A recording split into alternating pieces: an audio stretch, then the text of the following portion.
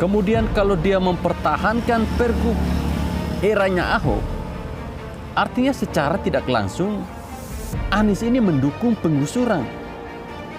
Meskipun pada awalnya dia harus berpura-pura jadi pahlawan dengan menegaskan bahwa tidak akan ada penggusuran kalau dia memimpin Jakarta. Penggusuran di Sunterjaya jadi ramai karena janji Anies Baswedan saat kampanye tak menggusur warga. Yang dikelola itu adalah tata lingkungannya, lalu sanitasinya dibuat baik, dan ini bisa dikerjakan di berbagai tempat padat di dunia. Tapi kita ini seakan-akan kalau ada yang itu bersihkan saja, pindahkan saja. Warga miskin itu seperti hama yang harus diusir, bukan. Assalamualaikum warahmatullahi wabarakatuh. Salam, salve, Om Swastiastu, Namo Buddhaya, salam kebajikan. Teman-teman, sebelum menonton video ini silakan klik tombol subscribe dan juga like. Terima kasih. Ketika kampanye Anies ini termasuk salah satu calon gubernur yang punya narasi anti penggusuran, teman-teman. Dia bahkan mengatakan bahwa di bumi Indonesia ini tidak boleh lagi ada penggusuran. Nah, penggusuran pemukiman warga adalah bentuk ketidakadilan terhadap masyarakat. Penggusuran kampung akuarium di Penjaringan yang dilakukan era pemerintahan Ahok pada 2016 lalu itu tidak boleh terjadi lagi.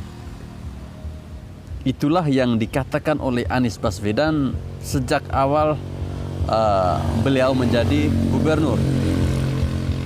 Tapi ternyata semua itu hanyalah omongan belakang, teman-teman. Cuman bualan atau janji manis yang hanya sementara.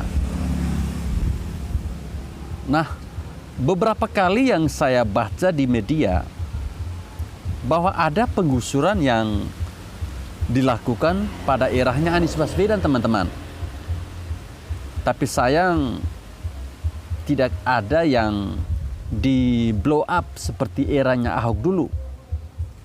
Nah, kita tahu bahwa di eranya Ahok itu dia tegas akan menggusur pemukiman pembohong yang melanggar aturan. Ada aturan yang dibuat oleh Ahok, yaitu peraturan gubernur tahun 2016 tentang penertiban penggunaan atau penguasaan tanah tanpa izin yang berhak, teman-teman. Nah, ternyata sejak Anies mengetahui peraturan ini pernah tidak dibatalkan atau dihapuskan, teman-teman, utuh peninggalannya Ahok. Jadi ada kelompok mulus koalisi rakyat menolak penggusuran yang sudah meminta agar Anies ini menetapkan aturan yang mengizinkan penggusuran terhadap warga tersebut. Tapi hingga saat ini, teman-teman, Pemprov DKI Jakarta belum mau menuruti keinginan mereka. Hingga saat ini belum ada keputusan apapun untuk mencabut pergub yang dibuat pada eranya Ahok dulu. Bahkan KRMP ini kembali mendatangi Balai Kota DKI untuk menagih janji dari Anies Baswedan untuk mencabut pergub tersebut, teman-teman. Nah, perwakilan dari KRMP ini sekaligus pengacara publik LBH Jakarta, Jihan Fauzia Hamdo. Dia mengatakan bahwa pihaknya sudah sempat mendatangi Balai Kota dan menyurati Anies Baswedan untuk mencabut aturan itu, teman-teman. Lalu pada tanggal 6 April, mereka juga sudah beraudensi secara langsung bersama dengan Anies Baswedan dan juga timnya ini untuk membahas hal ini. Nah, salah satunya yaitu Anies berjanji akan mencabut regulasi tersebut, di mana mereka menganggap bahwa regulasi itu sering digunakan oleh Ahok untuk melakukan penggusuran. Nah, ketika Anies menjabat, janji kampanyenya adalah tidak akan melakukan penggusuran, teman-teman. Tapi aturan ini masih juga belum dicabut dan masih dipakai untuk melakukan penggusuran paksa.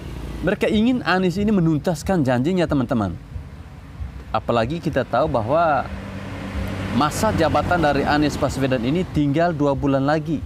Sebenarnya ada beberapa kasus kasus penggusuran yang terjadi di eranya Anies, teman-teman. Misalnya di Pancoran Buntu 2, Jakarta Selatan. Kemudian di Bukit Duri dan juga di Sunter Agung.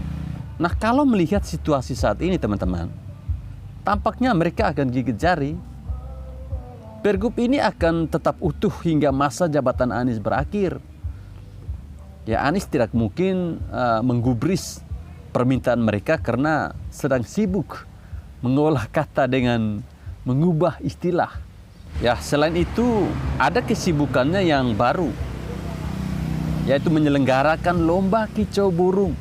Dan pesertanya sibuk dibawa keliling di JIS, teman-teman. Ini kan aneh sekali orang ini. Anies hanya menjadikan janji kampanye besar itu sebagai batu loncatannya.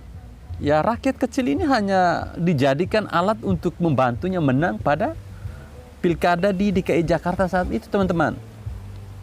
Kesedihan dan kesengsaraan rakyat dieksploitasi oleh Anies. Demi apa? Ini semata-mata demi panggung politiknya. Dan coba teman-teman lihat sekarang. Anies bahkan tidak malu menelan ludah sendiri.